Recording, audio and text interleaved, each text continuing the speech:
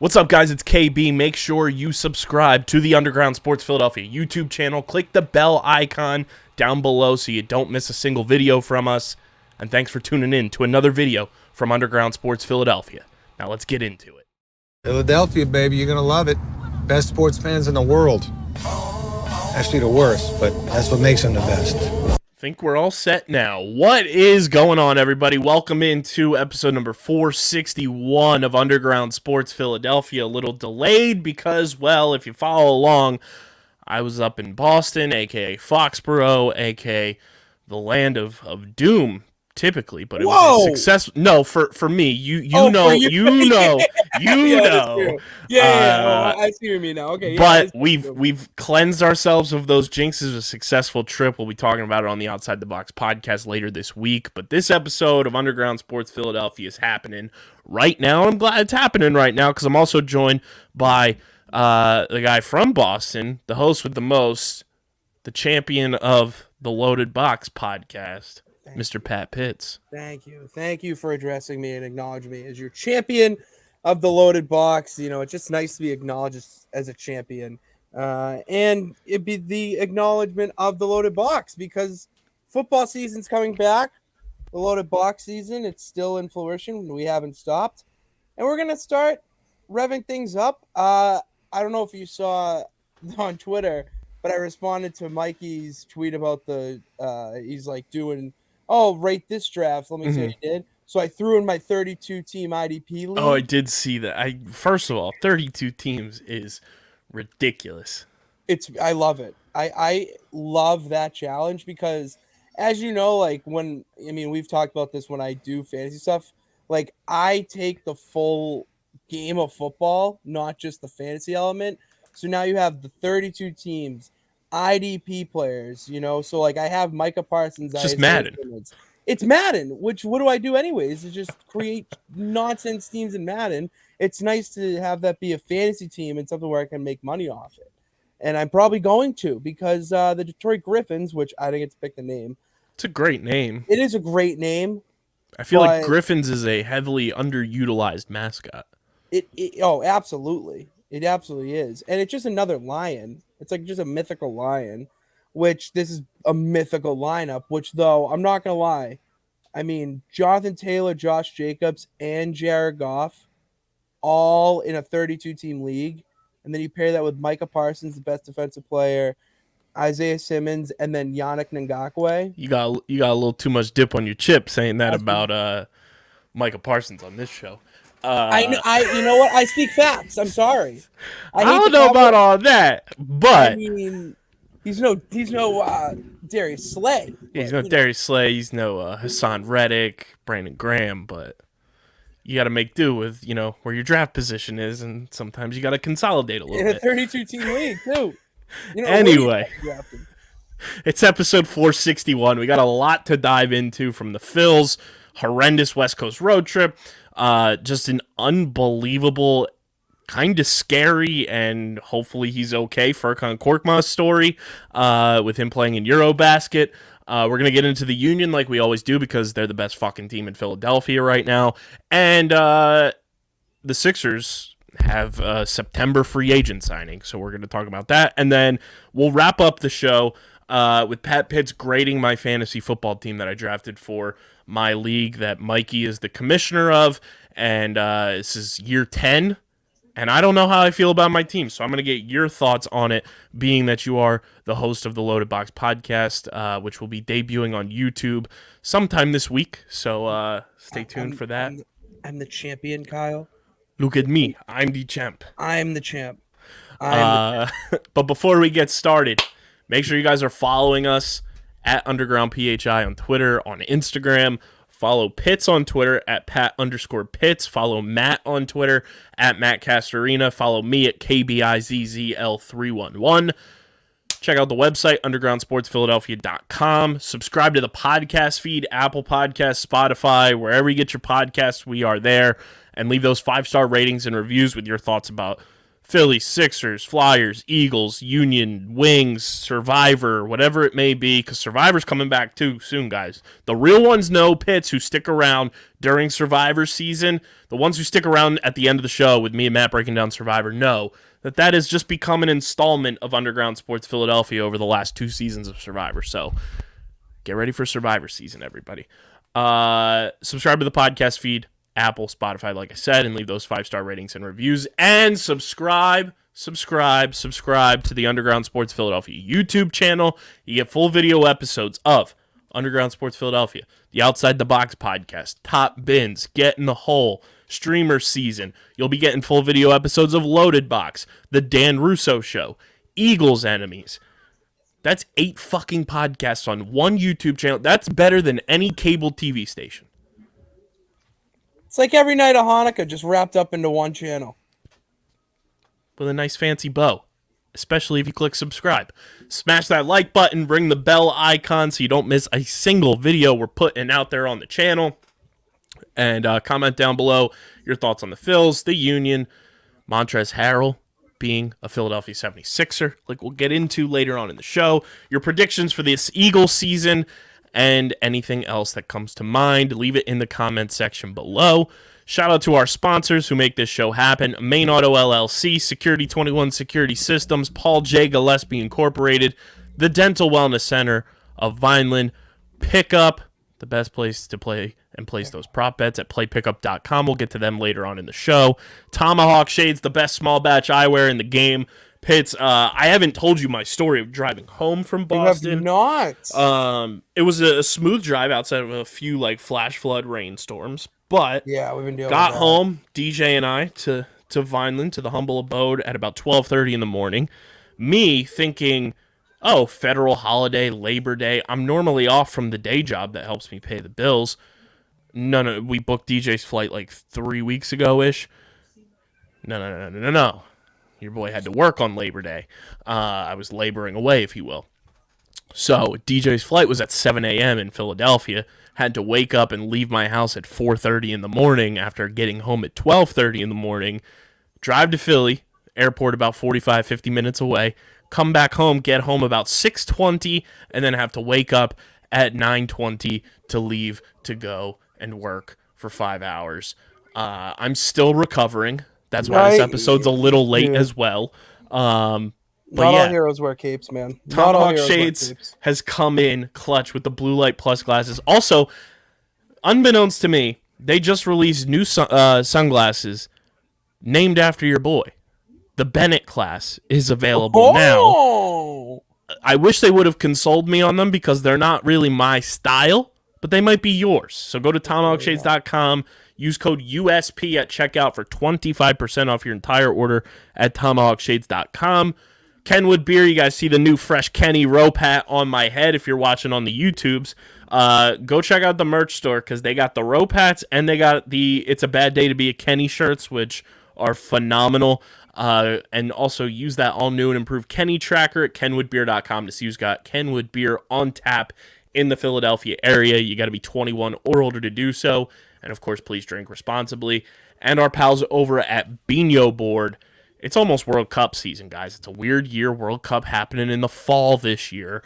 But, of course, Bino Board is the next big tabletop game for your man cave, your she shed, your tailgates this football season. If you're going to Union games, you should be bringing a Bino Board with you. Think paper football meets foosball. And, yes, you've got Bino. Bino Board is a game and lifestyle brand based in Phoenix, Arizona, and their goal is to provide the highest quality boards and a true brand experience. Every part of their boards has been tested time and time again for the best possible playability so that every Flicker's experience is a positive one. Bring your worlds together with Bino and hear someone's story from the other side of the pitch. You guys can go to binoboard.com and use code BINHOUSP. That's BINHOUSP for 10% off your order, and that includes, Pitts, I don't know if you saw this on their Instagram, Bino will be releasing every single week leading up to the World Cup a new board for every team that is in the World Cup. That's just great marketing. That's It's just great fantastic. marketing. It will come with a limited edition 2022 World Cup inspired travel case. So go to BinoBoard.com, get your hands on those. Use code BinoUSP for 10% off your order, including the World Cup boards, Team USA and Team Mexico merch. You can get custom boards. DJ has a custom board coming his way for his birthday that just passed this past weekend. So go to BinoBoard.com. That's code BinoUSP, BINHOUSP, for 10% off your order at BinoBoard.com. Pitts, let's get into it. The Phil's West Coast road trip was an absolute disaster. I was following along for most of it while I was in Foxborough at Gillette and just screaming, can the Phils win one fucking game? Can they win one fucking game? They get swept by the Giants. They lose 2 out of 3 to the Diamondbacks. Just a nightmare series on the West Coast of those games. And right now, as we record this on Tuesday night, they were winning 2-1 in a dominant Aaron Nola start. I'm going to read off his stat line for you here because it's absolutely disgusting. He went 6 2/3, gave up 4 hits, 1 earned run, 2 walks, 10 strikeouts on 97 pitches. But unfortunately, the ball game's now tied up, and it is 2-2 in the 8th inning. So the Phils need to put some runs on the board. It's been tough, though. Nick Castellanos now on the injured list with an oblique injury. Bryce Harper limited to only playing DH, so that kind of limits your outfield possibilities. Zach Wheeler's on the injured list. It's just the injuries right now are hitting the Phils a little too hard, and they need to figure some things out quickly because the Padres obviously are not going away. You're in a dogfight with them for the 2nd or 3rd wild card spot. But even after a horrendous road trip, according to FanGraphs, the Phillies still have a 76% chance to make the playoffs. We've been hot so far in the second half of the season. Yeah. And, I mean, from what I've seen at least, they've been able to win series. But, like, I don't know. I'm also in a weird way where I'm following the Phillies for a kind of a degenerate way where I'm in a runs pool. And the pool is the team has to score 1 to 12 runs. And they can't go over it. So that night, like, we were texting, and they won 18-2. 18-2. You couldn't have stopped at 12. You just see, like, maybe that's why you are struggling right now. Is because you hit 18 runs without hitting a home run. They scored 18 runs without hitting a home run. Okay, time. That's kind of impressive. Very. That's really impressive. Very impressive. Oh, I'm gonna pump the brakes a little bit on my little ranting, but no, like. I have a weird thing with sports where, like, if you score too many or, like, you run up the score in one game, like, it has that trickle effect where you just struggle and can't hit. Maybe that's what they're going through right now. Maybe that's weird. And even with their recent struggles, they're 4-6 in their last 10. They're still 73-61, which is 12 games over 500. They were never going to win the division, obviously, but, it has created room for the Braves, who are just on a fucking tear right now, to gain a ton of ground on the New York Mets in the division race, which kind of scares me because if the Phillies end up with the 2nd wild card, I don't know if you know how the baseball playoffs are working now. We just recently discovered it because of that added wild card in both leagues. So this is how the wild card round is working for the people who haven't listened recently and for Pitts. So it will be division winner number 3. So whoever has the worst record of the 3 division winners will play in wild card weekend. They will host the number 3 wild card team. Okay. So right now it would be the Cardinals in the National League would host the Padres in that first game. But here's the kicker: all 3 games, it's a best of 3 now instead of that single best of 1 game that we used to have. So now it's best of 3, which I'm a fan of, but I'm not a fan of this. The Cardinals would host all 3 games. Not a fan of that. I wish it was a 1-1-1. See, I understand why they do it. Because I do too. It's limiting travel. It's the wild cards, the best of 3. But I do hate that, like, it is a full-fledged home field advantage of 3 straight games, especially if the Padres, in that instance, were able to win 1. Yeah. There's got to be a better way to kind of figure that out, but same kind of instance with the other wildcard teams. So that would be the 1 wildcard matchup. Same thing in the American League as well. It'd be the number 3 division winner and the number 3 wildcard. And then it's the number 1 wildcard against the number 2 wild card, and the number 1 wild card hosts all 3 games. So, Okay. my gripe here is that I need the Braves to slow down, and I need them. Oddly enough, I need the Mets to win the National League East. Wow. Because that would give the Mets the number 2 division winner slot in the National League playoffs, and then the Braves would be the number 1 wild card, and the Phillies, if they hold on to that number 2 wild card spot, would play the Braves, who this season the Phillies have had much more success against the Atlanta Braves than they have against the New York Mets. And I like to play numbers. I like to play optics. I'd much rather play a team that you've had more success against in the playoffs, where it truly matters, than playing against the team that you've absolutely been abysmal against. Not to mention, the Mets have Jacob deGrom pitching with a cyborg arm, who I'm fully convinced he's just been out because they've been putting, the Winter Soldier's vibranium arm on him so he can throw it, 2,000 miles an hour. Yeah. And then Max Scherzer, who's just a psychopath. So I'd much rather play against the Braves because, in my opinion, the Phillies can go toe-to-toe and just outslug the Braves if need be, and the Phillies have better pitching than the Braves. Now, to me, that's where I'm at with that. So, do the Braves have heavy hitters? Yeah. So the Braves have, obviously, Ronald Acuna Jr., they have Ozzie Albies, they have Dansby Swanson, they have Matt Olson, who replaced Freddie Freeman when he left to go to the Dodgers. They traded for Olson. They have Austin Riley. They have big, heavy hitters. They have Marcell Ozuna, but I don't know if he's playing because he just recently got pulled over for DUI. I did see that. Crazy shit. So, they have heavy hitters, but their pitching does not equate to what their hitting does, per se. Like, they have they have good pitching, but not like this all-world elite caliber pitching. They have beatable pitchers.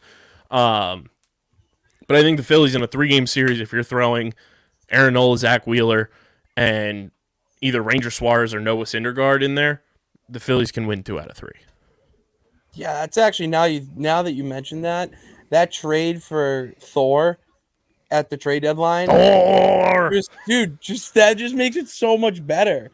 I don't know. That's one of those moves that you have to make at the deadline where you prepare yourself for a situation like this. Zach Eflin was pitching today before the game. He was getting warm-up tosses in against Phillies hitters. Hasn't pitched in months.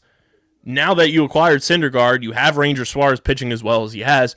Zach Eflin can go to the bullpen and be a 2-inning guy out of the bullpen while he's still kind of low-key recovering from this knee issue he has, and you're not putting as much stress on his knees. Depth. That's all you want. A championship team, they have depth. Exactly. So I'd much rather play the Braves. So the Braves need to slow down a little bit, and the Mets, please, just fucking win the division so I don't have to worry about you. And then the Dodgers can wipe the floor with you.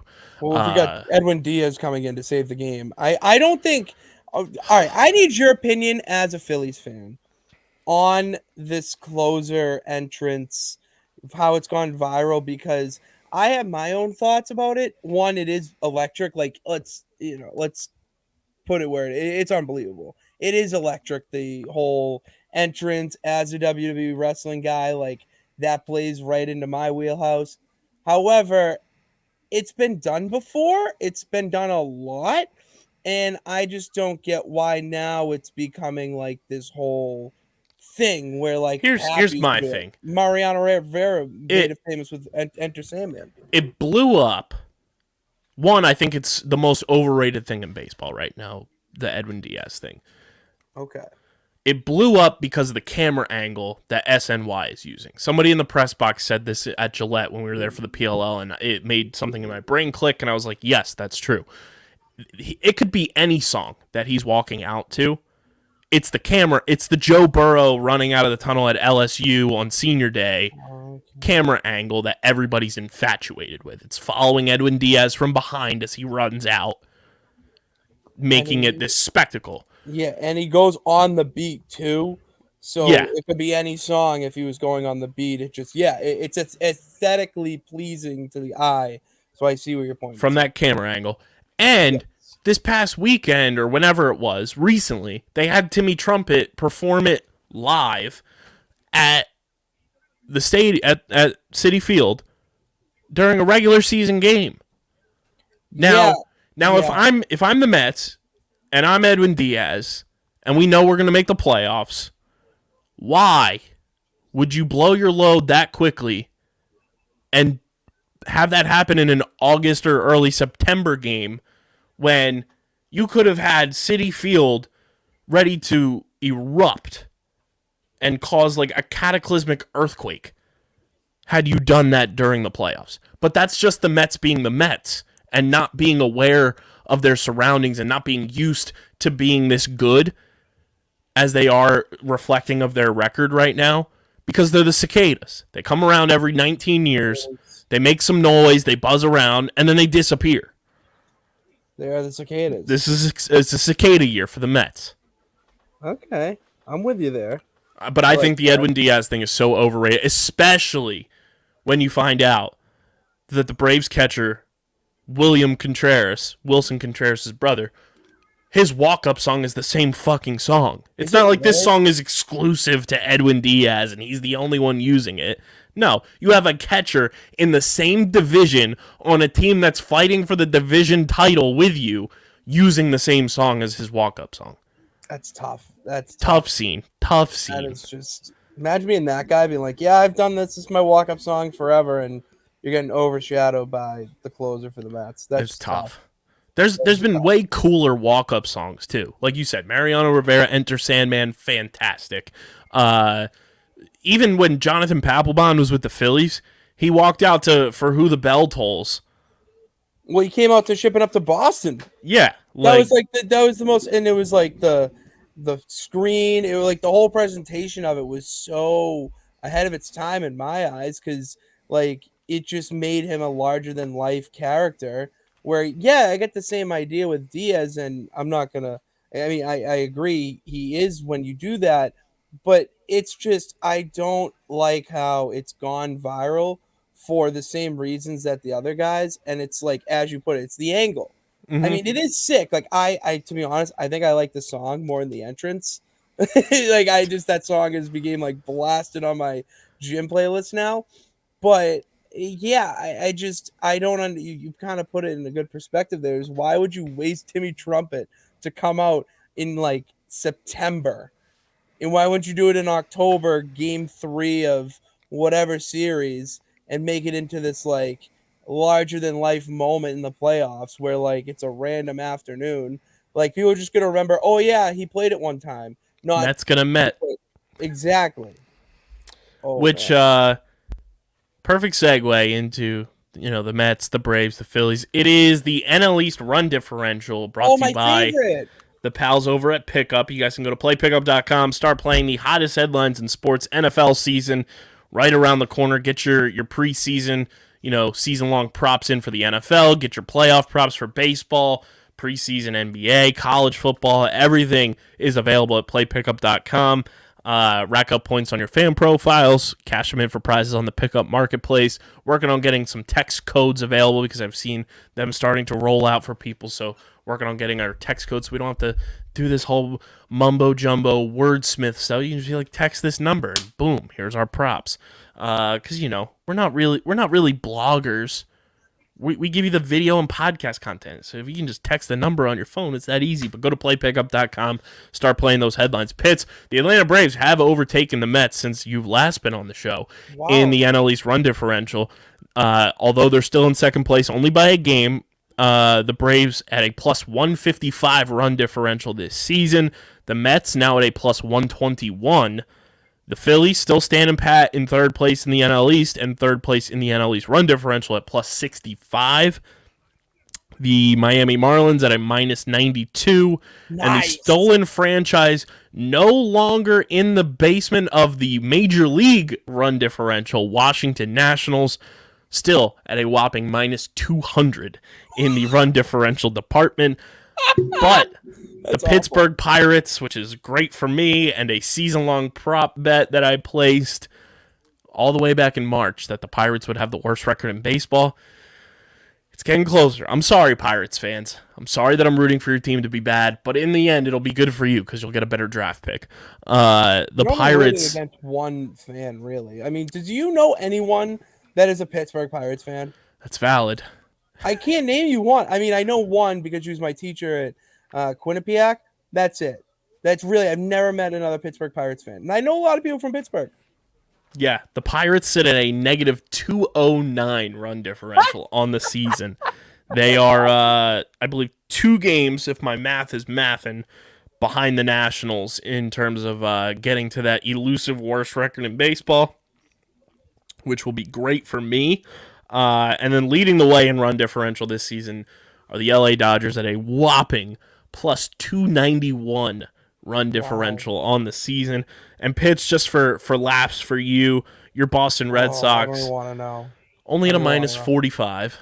Okay, I'll take that. Minus 45 is not bad. But they are the only team in the AL East with a negative run differential. Well, that's a stacked division. We said this on the last episode. Both East divisions, American and National League this year, are stacked to the nines and going to be represented by 3 teams in the playoffs this year. That's crazy. Respectfully. That's crazy. Mets, Braves, Phillies, more than likely all making the playoffs. And then some combination of Yankees, Rays, Blue Jays, or Orioles making the playoffs. Ew. Orioles making the playoffs to me just sounds gross. That just sounds like... They're only 4.5 back of Toronto for that number 3 wild card. I mean, they've had just a hell of a summer. A miracle summer. You want to know, I saw a wild stat on Twitter today. The Orioles are now 0-7 in games where Anthony Santander has a multi-home run game. They're 0-7? They're 0-7 in games where he has a multi-homer game. It's the longest such stretch in Major League history. That is just ridiculous. How does the guy hit 2 home runs and it's like, oh, we lost? Yeah. 0-7. Jeez, that's brutal. The other fun part about this postseason, though, is going to be that if everything were to stand as it is, both American League and National League longest postseason droughts would come to an end. Because the Mariners are set to make the playoffs for the first time since 2001. Nice. They have not been in the playoffs in over 20 years. Give them a clap. I'll clap it up for the Mariners. That was the my oh my Mariners with like Griffey and they lost in the first round. Yeah, like that's the thing is that you could be the best team in the regular season, but then shit the bed. And they haven't been back to the playoffs since. That's a curse win. I mean, that is a curse already, but... Which, if both of those were lifted, do you know who would have the longest postseason drought in baseball? Your squad, if I remember correctly, knocked them out of the playoffs the last time they were in the playoffs. Tigers? No, more West. More West. A's? Same division. Angels. Yes. Really? The Los Angeles Angels of Anaheim have not been to the playoffs since 2015. Wow. Mike Trout's only postseason appearance. See, that's the thing, not to go off on a tangent here, but this is the one thing I don't understand about baseball, is that they have 2 Babe Ruths of our generation, which in any sport to have 2 of that type of athlete is remarkable on any team. And it makes no sense that they are like one of the worst teams in baseball. Like that, like how do you have 2 Babe Ruth or whatever generational athletes on the same team that not only are they just hitters, like Ohtani is an elite pitcher, and they still can't get it done. That makes no sense to me. Sorry, I stand corrected. 2014 was the one time the Angels went to the playoffs with Mike Trout on the team, which was their last appearance. And they lost to the Kansas City Royals. Ew. Because that was the year that they won the World Series. Okay. All right. But yeah, that was Mike Trout's. That was Mike Trout's age 22 season. Was when they last went to the playoffs. Mike Trout is now 30. Ooh. So they wasted all of his 20s not making the postseason. That's like tough. Like if I'm Mike Trout, I would be rip shit. Like rip shit and wanting a way out there somehow. Like I don't understand how a team has that guy and just doesn't do anything with it. And now they're trying to sell the team. Like the legit team or just like rebuild? Oh, like sell, like ownership. Sell. Good. Good. They should. If they can't get Mike Trout and Shio, what Ohtani, Shohei Ohtani. Shohei Ohtani to a playoff, at least an appearance. It's Ridiculous. wild. It's wild. What else is wild is we teased it at the top of the show. Obviously, everybody's favorite Sixers bench player, FurkanKorkmaz, is playing in the EuroBasket tournament overseas, and he's absolutely lighting the world on fire over there. But apparently, Pitts, Korkmaz says he was attacked by Georgian players and police after a heated EuroBasket game. This happened. The story came out on Monday. And it's Philadelphia 76ers guard. This comes from Yahoo Sports. Ryan Young wrote this article. Korkmaz was thrown out of the game on Sunday in Tbilisi, Georgia, after he picked up 2 technical fouls following an altercation with Georgia's Duda Sanadze. Sorry for the pronunciations. Things got so heated that fans even started throwing things onto the court while the 2 players were being separated. Korkmaz said he was attacked by both members of the Georgian national team and Georgian National Police after he was ejected from Turkey's game against Georgia at the EuroBasket tournament on Sunday. Dude, like, what do you have to do to get the police on the court? Like, this seems like another Malice in the Palace type of deal. Like, this just is ridiculous to me. How are you getting this intense over EuroLeague basketball? And what did he possibly do that could have had that much of an uproar? The video of them going at each other, their foreheads were touching, they're yelling, they're like starting to like jump at each other and everything. Like, that's incredible. Pretty wild shit. Fans were throwing cups onto the court, and then Turkey's coach said that they came there to play basketball, not to box. Just an all-time quote. And they're also protesting the game because they feel like too much time was taken off the clock in the fourth quarter as well.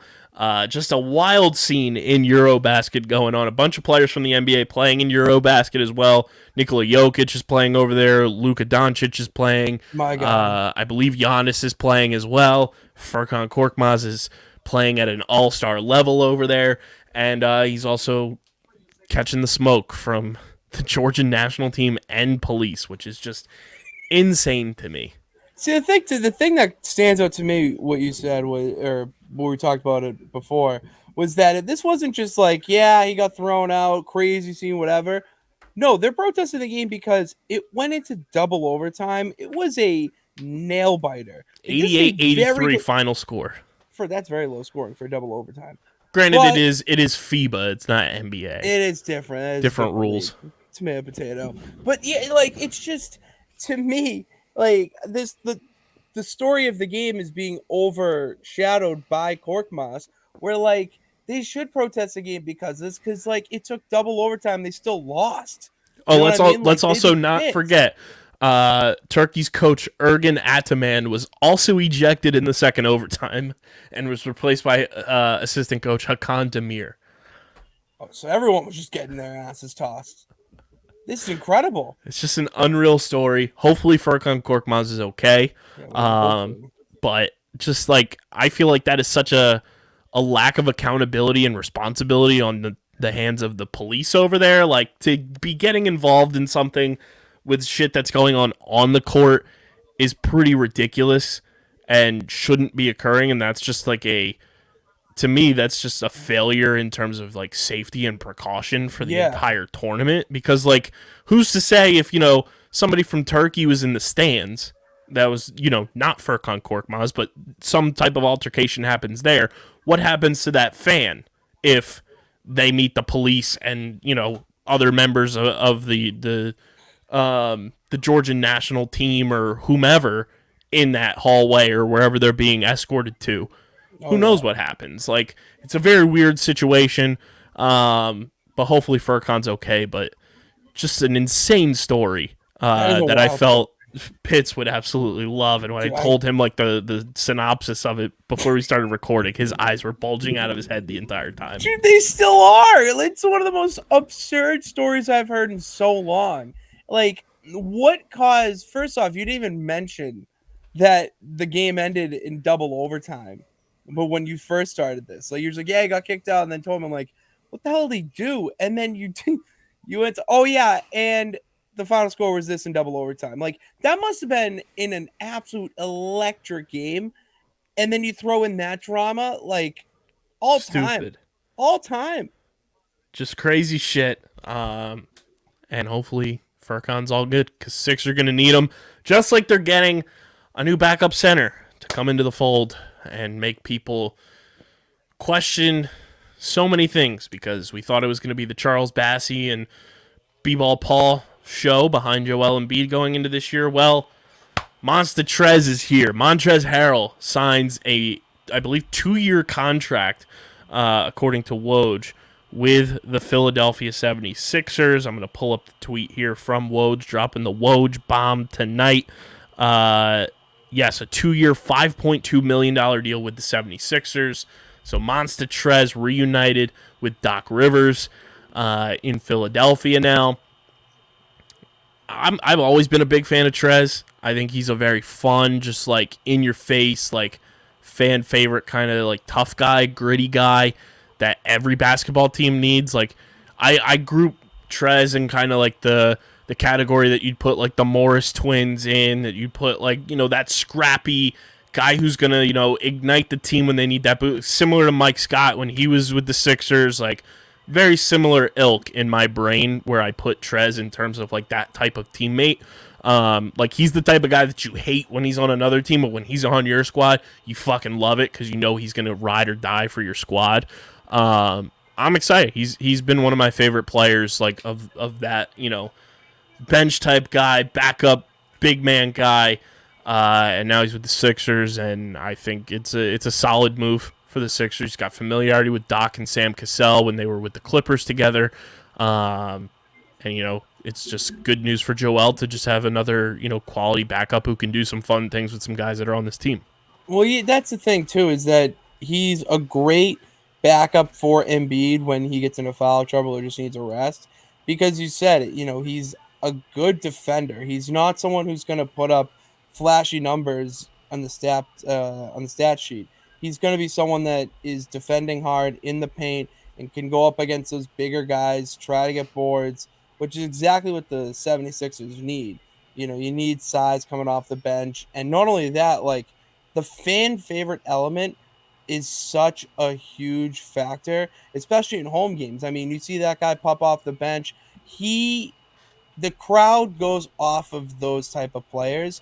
And if they're making great plays and getting the crowd behind it, that's another element to the whole home court advantage. And you say you need players, especially too, that vibe well with the coach, that the coach can win over the locker room. And I mean, if you have a guy that is like Trez, who's respected on both sides, it's a win-win for everyone. Yeah, he tweeted that he's going back to his signature number 5 that he wore with the Clippers.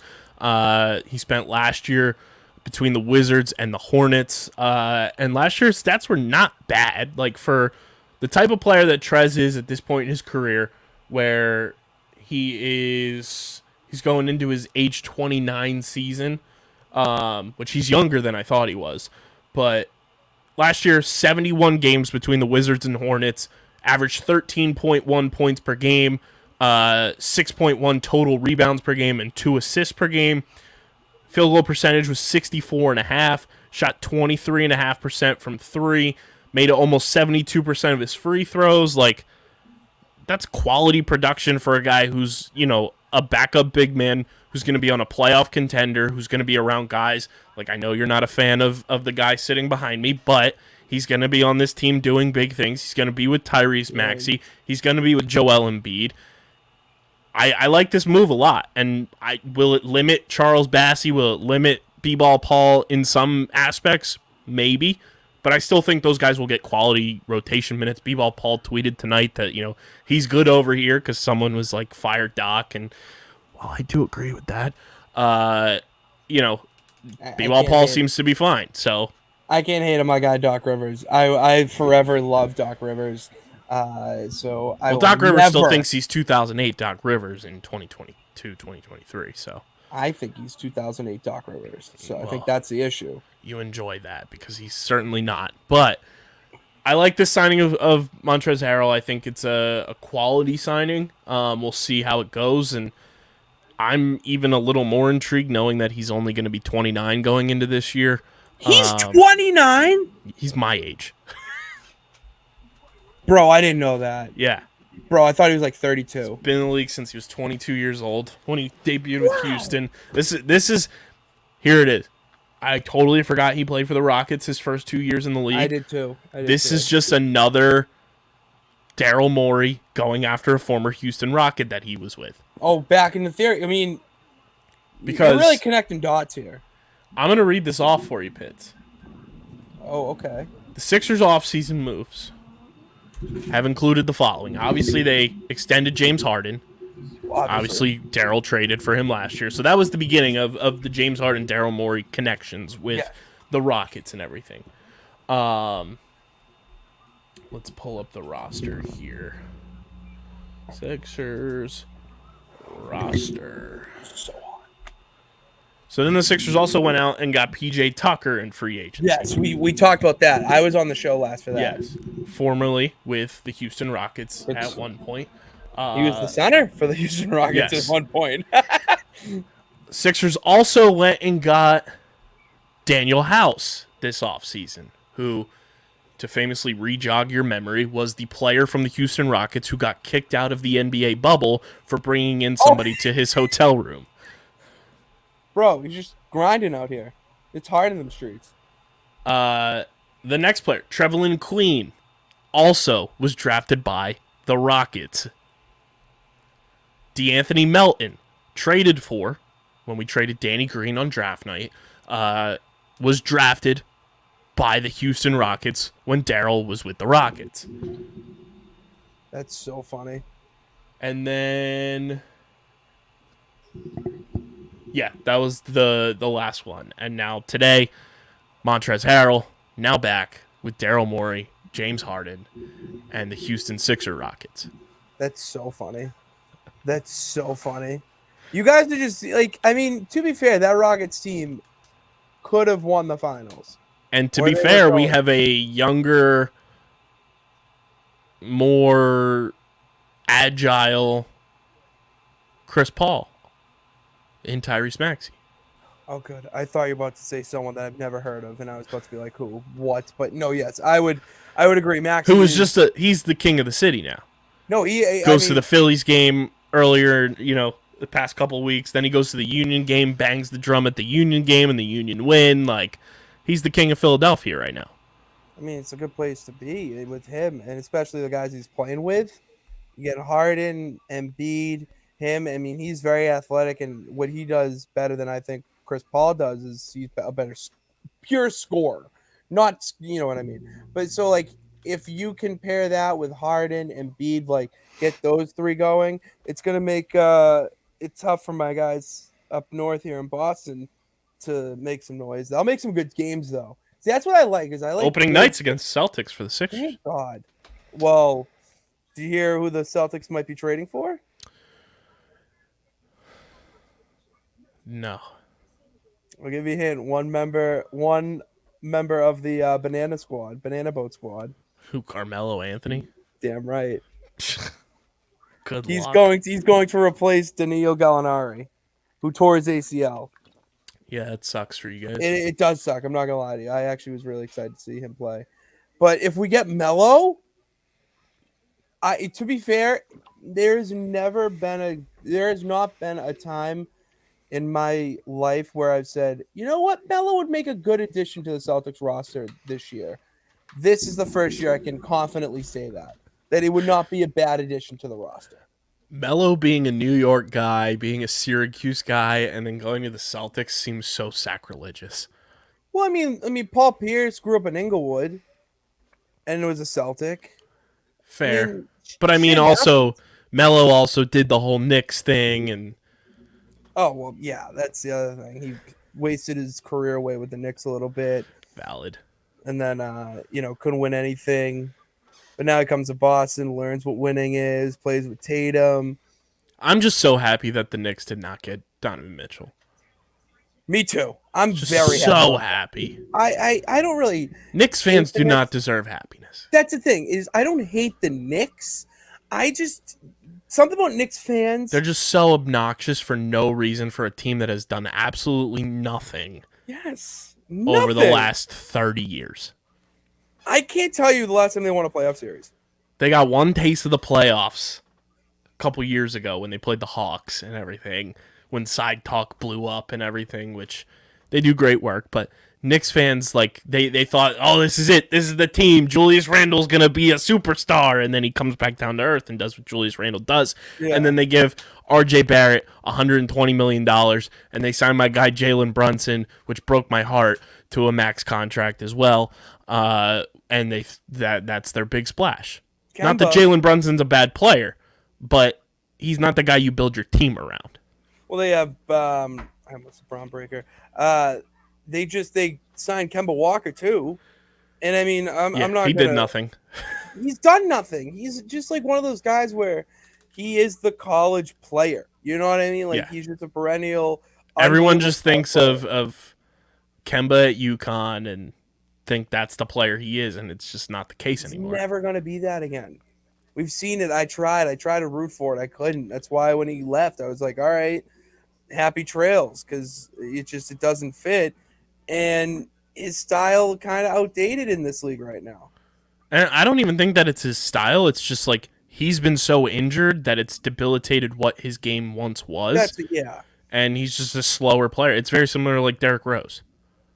Oh, I mean, yeah. If there was one thing in basketball history I could rewrite, it would be Derrick Rose never getting hurt. But yeah, you could say that.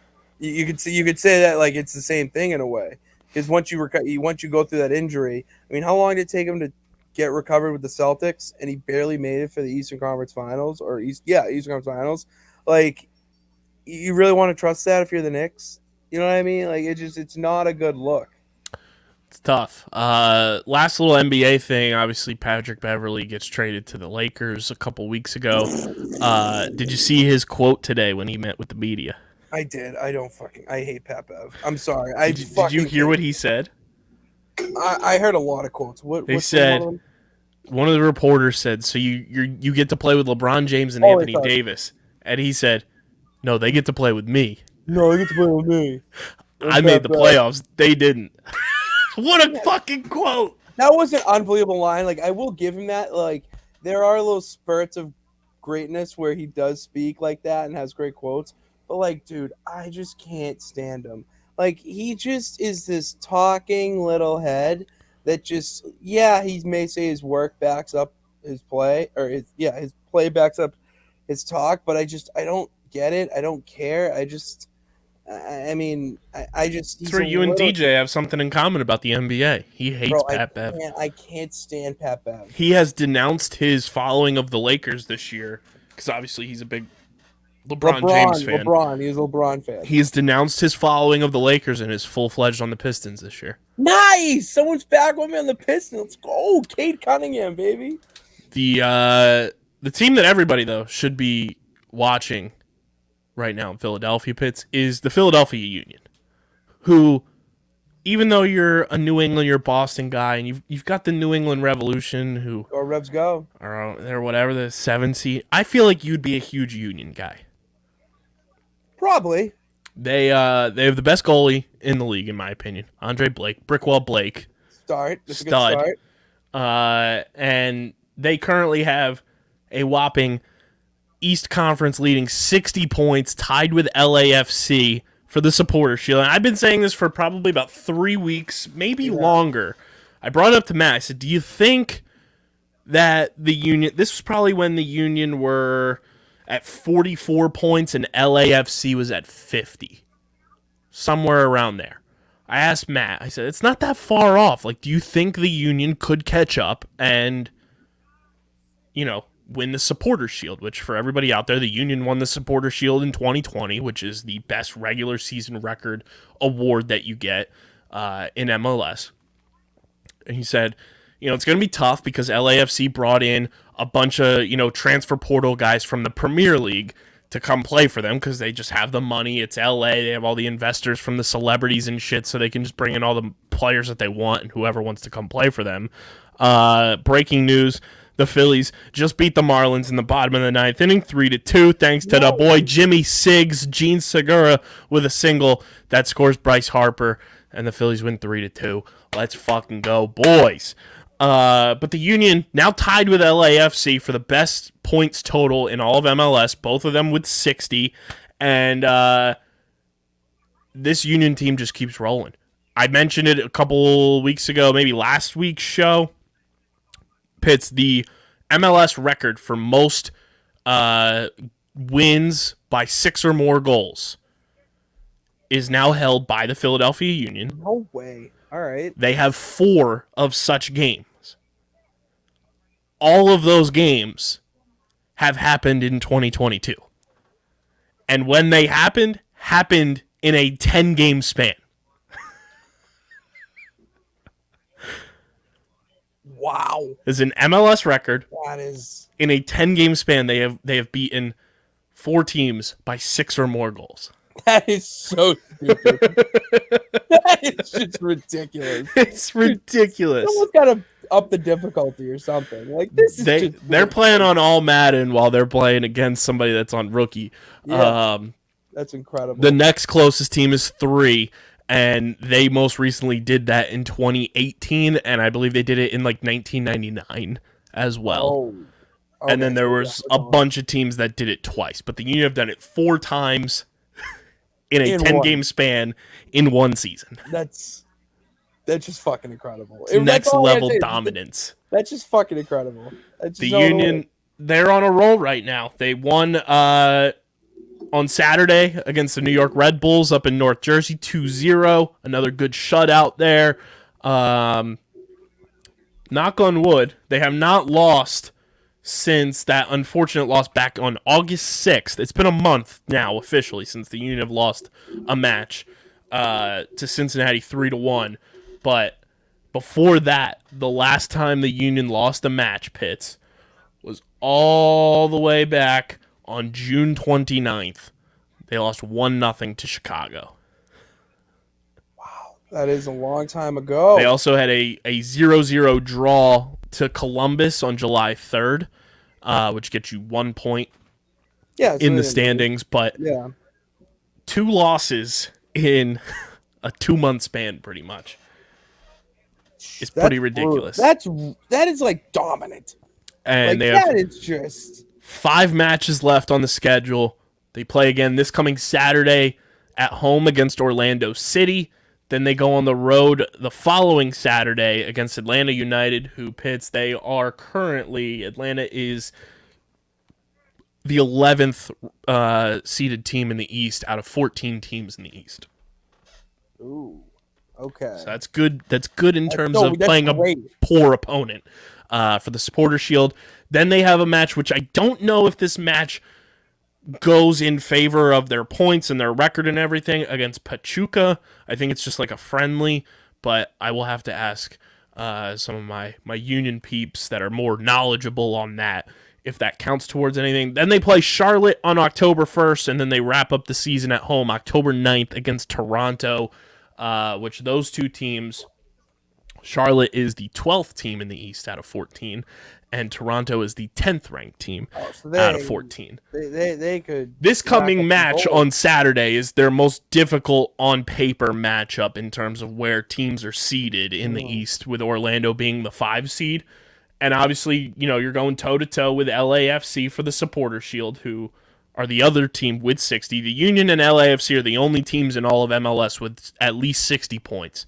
The next closest, I believe, are Montreal and Austin FC. They both have 51 in their respective conference. So these are the remaining matches for LAFC. This Saturday, they play FC Dallas, who I believe are the number 3 seed in the Western Conference. So tough matchup there. Then LA has to play Minnesota on Tuesday, September 13th. So quick turnaround time as well from that Saturday match, which Minnesota is the number 5 team in the Western Conference. Then they play the Houston Dynamo, who are pretty bad. They're the worst team in the West, so they get a kind of easy matchup on paper. Then they play Portland on October 2nd, and Portland is the 7th-ranked team in the West. And then LA finishes on October 9th against Nashville, who are the number 4 team in the West. And Nashville's given them some trouble this year as well. So realistically, there's a good chance the Union could wind up winning the Supporter Shield if LAFC hits some roadblocks here against some of these top-tier ranked teams in the West. They could. I mean, you just said it. They have a tougher schedule ahead of them. And I mean, when you're the Union, you're playing teams that are 10th, 12th, 11th, 12th, whatever. It's nice, and especially what you're saying. Maybe I had this thought pop in. Maybe they could get a 5th, maybe they can get a 5th where they win by 6 or more. That'd be pretty nice. That'd be it's very sick. possible. I think it's with what you said. That's pretty possible. I would absolutely love if they continued to add to that dominance. We'll see what they do this Saturday against Orlando and hopefully pick up another 3 points. But Matt has said time and time again, this is the best Union team he's ever seen. They currently sit at 19-7. I'm sorry, that's LAFC's record.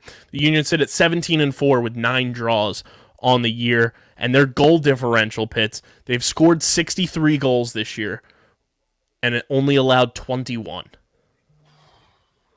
That's dominant.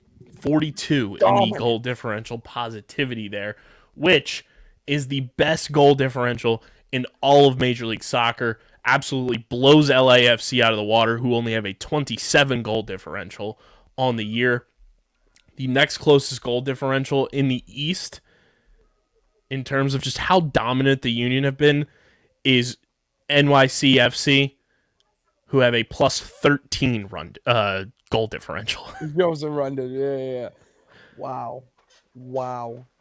That is, numbers don't lie. Filthy. I'm just Filthy. I'm just baffled by the numbers. That's really it. Like, that's just crazy to me. That's what happens when you have the best goalie in the entire league. That's what I'm saying. I'm a big goalie guy. Shout out to Brickwall Blake. We're gonna wrap the show. We're gonna wrap the show with Pitt's grading my fantasy team. Well, I mean, I am the champion of the loaded box. Plug the pod, brother, while I pull this up. I am gonna plug the pod. Jesus Christ! All right, so we have a lot in store. Loaded box. We have been pushing the ship forward all summer long with our different episodes of top 10s. We were going over divisions and who to draft and not draft. Funny that I'm on the show now because we did talk about the NFC East and how we said Eagles, you could pretty much be anywhere you want with them. And in the Commanders, you want nobody. So pretty much how we went there. But loaded box regular season, NFL regular season schedule, we will be recording on Tuesdays, episodes on Wednesdays, and then we will be doing some Sundays. We will do a recap episode, and then Mondays and Tuesdays, Twitter Spaces. And the only way you're going to have to know when we go live on the Twitter Spaces to join is follow us at Loaded Box on Twitter. And we're going to have not only episodes going on there, Mikey's back. He's got some tweets popping off. He was popping off some tweets about rating some drafts. How do people do? And so if you want your team ranked by the consultant, which, get this, OC and I have been trying to get Mikey on the consultant to rate our teams, and just no loss. The consultant is back. So go follow us. Loaded Box. Subscribe, Apple Podcasts. Pretty much everything you said with the underground stuff, we're there too. We're there with the Apple Music, Spotify, Amazon. We're all there. So go check us out. We're recording on Tuesdays. Episodes will be out Wednesdays, and be on the lookout for that. Tweet at us any questions you have, like Kyle is about to have here. So, all right, Pitts. So this is my team for 2022. Starting off post-draft, I had the 8th pick in my draft. Okay. The only switch up here, which I'll be reading by round. I did not have a 6th round pick this year, but I had 2 8th round picks because I made an in-season trade last year to acquire Hunter Renfroe in exchange for Chase Claypool, which ended up being a fantastic move That's for me. That's a fantastic trade. I got eviscerated on Twitter for it because a lot of people thought it was a dynasty trade. It was not. It was a keeper league trade, and I was not keeping Chase Claypool or Hunter Renfroe. And it ended up working pretty decently for me, even though I lost in the first round of the playoffs. But I started my team this year with the following players as my keeper players. So for everybody at home, I get to keep 3 players for the year that I draft them, and then 3 years after that draft year. Mm-hmm. You can also spend your first round pick to keep a 4th player if you so choose. I did not do that. This was my team to start off. I have Devontae Adams. Okay. I have Dalvin Cook, and I have Mark Andrews to start off. So I went into the draft with those 3 players. Pretty premium, according to Yahoo, top 25 players for all 3 of them. Well, yeah, you're starting out there really well with Andrews. Pretty strong. You have to worry about a tight end. You have to worry about a tight end in the draft. So this is how my draft went. Round 1. Was not a fan of how things went. Didn't realize our boy Dylan Mazzola had 2 back-to-back picks in the first round before I picked. So I missed out on getting the likes of an Aaron Jones, who was kind of the darling that I wanted. Then Nick Chubb went before I could draft him as well. So my first overall pick, I'm going with a rookie running back who I hope is going to get a lot of burn this year for a team that is quarterback lacking, and that is one Breece Hall for the New York Jets. That was my first pick. He was the best available running back, and I felt like I needed to have a tandem after last year. My running back tandem got absolutely eviscerated by week 4 pits because I had Dalvin Cook and I had Chris Carson. Oh, jeez. And then my 3rd running back was one Damian Harris, and you know how I feel about Patriots running backs. I know how you feel about Patriots running backs. It was a big hit or miss year for one Damian Harris. So I went with Breece Hall. Zach Wilson's going to be out for, a decent amount of time. They're going to need to establish the run. He's a very highly touted draft pick. And I get a young running back potentially for the next 4 years. To keep. You don't know how he'll play this year. You might end up keeping him for 3 years. Right. So I got Breece Hall number 1. My 2nd round pick. You got to also remember, everybody at home, everybody's keeping players. So it's not your full loaded, draft that you would typically have. So I was very close. I had the 20th pick, I believe, in the 2nd round. Was my next pick. And it looked real good that I was going to get Josh Allen. It was looking real good. I was going to feel real good about my team if I got Josh Allen. But then Mikey's dad comes through and snakes Josh Allen for me. But here's the catch. Mikey's dad kept Kyler Murray.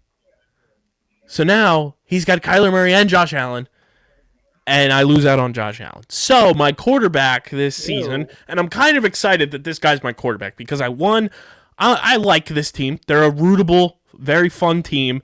A lot of people think he could win the MVP. And I refer to him by a French pronunciation of his last name. And that is one Justin Herbert, Justin Herbert. Well, see, here's the thing. I wouldn't have even worried about Josh Allen being on the board. I'm taking Herbert. Justin Herbert is the only quarterback I would take way early in this entire draft. So I got Justin Herbert at pick number 20. That's incredible. Good for you. And then I was pretty excited about this next pick, even though his quarterback situation is far less than ideal. In the 3rd round, pick number 32, to go alongside Devontae Adams, I also have DK Metcalf. Okay. I don't hate that, but my justification was he was falling far too much for my liking in a draft like that. And last season when Geno Smith stepped in for those few games when he was playing quarterback, when Russell Wilson was out, DK Metcalf put up far better numbers than Tyler Lockett. Geno Smith is going to be the starting quarterback for the Seahawks funny. week 1. And even if Geno gets benched, I like DK Metcalf with a gunslinger like Drew Lock. Yeah. So that was my justification for DK Metcalf being my wide receiver 2 on my squad this year. He's wide receiver 2. That's not bad. If he was your 1, yeah, we have a different conversation. But like he's your wide receiver 2, and you already have Devontae Adams. That's fine. The running backs were scarce. I don't blame you. After this pit, so I can only imagine. DK Metcalf was the beginning of 4 straight wide receiver picks for me. I loaded up on wide receivers. My league is a 2 wide receiver, 2 running back, tight end, and a flex. So technically I can start 3 wide receivers if I'd like. Yeah. I went 4 straight wide receivers. So round 4, speaking of the Seahawks, Russell Wilson's going to be thrown to this guy. I got Jerry Jeudy in the 4th round. Okay. Cortland Sutton was already off the board. I feel like Jerry Jeudy's going to be the 1A wide receiver. Not even close to my wide receiver 1 or 2 in my opinion. And he's a guy that can fill in during bye weeks and could pop off at any time. I still think Jerry Jeudy could have a 1,000-yard receiving season with Russell Wilson as his quarterback. We good. Round 5. I went back to the well. I drafted this guy last year. Was very thrilled that I drafted him again this year. I think he's going to have a big year with a big body force of a wide receiver opposite of him. And that's my boy Devontae Smith from Philadelphia Eagles, baby. We got Devontae in the 5th round, which I was very excited about. Not bad for the wide receivers. Not bad. The wide receivers continue. One final wide receiver run here. This was my 7th round pick since I didn't have a 6th round pick. I went back to the wide receiver well. And I got the guy that the Tennessee Titans drafted with the draft pick that they acquired for A.J. Brown. I drafted rookie wide receiver Treylon Burks. Big. I've heard big things from him in camp. He was a guy that if the Eagles were going to use their draft pick that they ended up trading for A.J. Brown, I wanted them to draft Treylon Burks. So I'm excited for his potential, and who knows what's in store for him. It's him and Bob Woods down in Tennessee. That's my sleeper 2022, I swear. Bob Woods, my sleeper 2022. Then I had my 2 8th-round picks here. I went running backs because I needed to get running backs. This was a stretch of 3 straight running backs I went on here, 2 in the 8th round. This one's kind of a dark horse pick. It could end up working out. It could be a guy I end up dropping. But from all the reports I've seen, shout out to my guy Johnny Venerable, who will be on the Eagles Enemies podcast with me later on this year when the Eagles play the Cardinals. He's been tweeting about him, and Yahoo said that this guy can't stay off the field. He's forcing his way into the lineup for the Arizona Cardinals. That is Eno Benjamin. Really? I got Eno Benjamin in the 8th round. Eno Benjamin. He's forcing his way into being James Conner's backup. If he's forcing his way onto the field, in my brain, that equates to he's going to be pass catching. Yeah. Which in a PPR league, that's all you need from a running back. So Eno Benjamin right now is like my RB3A, if you will. I don't want to cut off the roll because we're on a roll here, but at the end of this, I want... Is Eno Benjamin been playing... Or no, excuse me. Fantasy football, PPR, that's become the standard to me. When you say standard league to me, PPR. Yes. Agree. I just want to get that out there because when people say standard to me, I don't think regular. It's gross. That's filthy. What are you living? That's freshman ball right there. What are we doing? Grow up. Just find out Yahoo is a fantasy app. No, get out of here. Then with my next 8th round pick, so Eno Benjamin was pick 86, pick 92 in a league where more than half the guys are from my hometown of Vineland, New Jersey. Oh, I know what's going. Did you get him? I had to take the dice roll and go with Isaiah Pacheco. Nice. Good. So I got Pop in the 8th round. He was one of the 4 running backs to make the Chiefs roster. He's going to be doing kick returns for them. He could force his way onto the field at some point at running back because the running backs for the Chiefs are nothing really like too scary in my opinion. And Isaiah can catch the ball as well. So we'll see. That could be a late season, nice addition on draft day. Then my 9th round pick, I went back to the Birds pits. Oh God. And this might be a steal for me in this draft. Because I don't know about you, I don't think Miles Sanders is all too great. He has not scored a touchdown since 2020. And if you're drafting Miles Sanders in your fantasy drafts, you're doing yourself a disservice. I went with the guy that Nick Sirianni adores, loves, and this is his prototypical guy at the running back position. He's a pinball when you pull that trigger back and it goes flying everywhere. This is this guy. 9th round pick 104, Kenneth Gainwell. Grossest number in all of a running Agreed, back. Kenny. We need to work on the number, but hey, shout out to Kenny Gainwell. But he is I will give you that. I think there is something there with Gainwell. From what I saw last year, like he showed some spurts. He's got that juice. He's got a little speed to him. He can carry the ball, but not only that, he can catch the ball, which is massive in the direction that the league's going. That makes him that more valuable, especially PPR too. I mean, I'm all in. So like that collection of running backs right there are like my RB3 combined almost of Eno Benjamin, Isaiah Pacheco, and Kenneth Gainwell. More than likely going to be Kenny Gainwell, I would say, in terms of just trajectory right now. Mm-hmm. And then 10th round, I took a flyer on another rookie wide receiver. Going back to the Chiefs. Pick 116, I got Sky Moore. All name team. And on a team that doesn't really have a big-time wide receiver anymore. Tyreek Hill is gone. They've got Mecole Hardman, Marquez Valdez-Scantling, and Juju Smith-Schuster. I can't believe you mentioned MVS over Juju, but yeah, I agree. I feel like Sky Moore, if he can work his way onto the field and do some things, could be a sneaky little pick with my final position player pick in this draft. Okay, yep. Then my special teams here, my kicker and my defense. My kicker, I got snaked for Daniel Carlson, which I was very sad about. But I got Matt Prater. All right. Former Lion. Former Lion, baby. Let's go. I got Matt Prater kicking for the Cardinals. He's still got a boot even at his ripe old age. Nice. And my special teams and defense, I went back to the Bolts. I got the LA Chargers defense to start the season. That's going to be the best defense in the league. Let me tell you that. That's not even close. So that is the squad. I got to go. I'll go 89. I'll take that. Because what you do there, because I'm obviously I like to round up, you can round that up to an A-, or if you're one of those negative Nellies, it's a B+. But why it's an 89 and not a 90? Here's why. I'm not a big Breece Hall guy.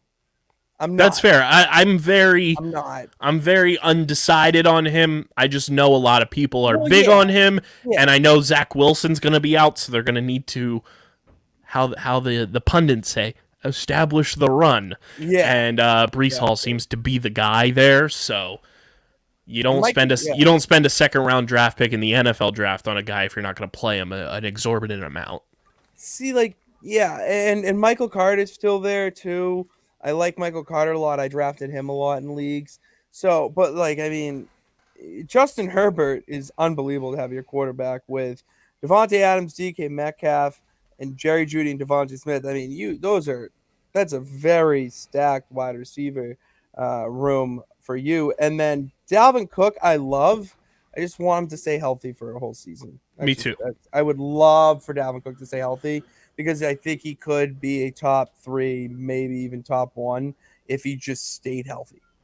Agreed. I love Dalvin. Hope he stays healthy because he's easily my best running back. Hands down. I also had to avoid some running backs because not that they're bad, it's just they had the same bye week as Dalvin, and I didn't want to shoot myself in the foot again by taking 2 running backs that are elite that have the same bye week. I had the opportunity to take a J.K. Dobbins. I had the opportunity to take some guys that have, very big upside, but have the same bye week as Dalvin and or are injury prone. So I kind of avoided that, and I went with the safe rookie pick. Fair. We'll see what happens. And I got all these wide receivers.